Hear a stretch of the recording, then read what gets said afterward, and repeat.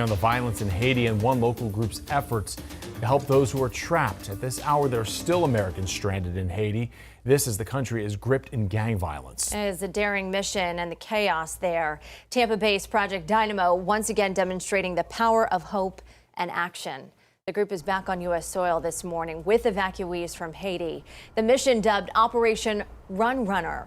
10 Tampa Bay's Nick Valturo is joining us live with more on the mission. Good morning, Nick. Caitlin Jameson, good morning. Operation Run Runner was launched in response to that escalating violence in Haiti. Now, the nonprofit returned from its trip yesterday with evacuees, but there are still many Americans that are trapped in the conflict zones.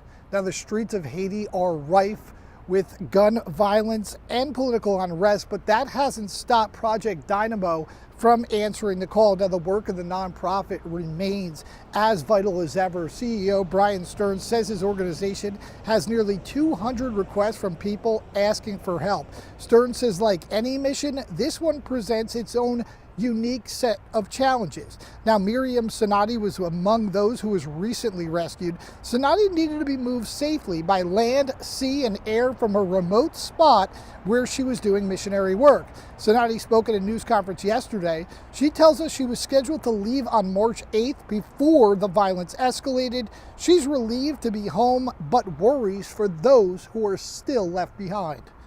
Haiti, when some of the forms say, well, you print this out and send it back. Well, if I had a printer, I probably wouldn't, I probably wouldn't have a problem going out because I could have a lot more access to stuff. But I understand the process, but it was a little frustrating on our end trying to get out as well.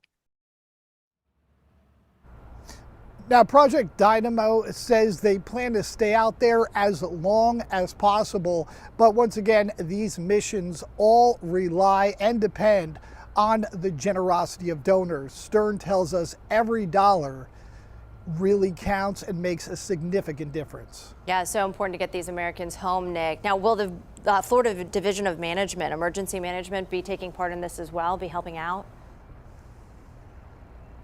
Yeah, Caitlin, the department did launch an online portal, which is up, but not more information has been released on just how that is going to work. We can tell you right at this hour, more than 1,000 Americans have reached out for help. Reporting live in Tampa, Nick Valturo, 10 Tampa Bay.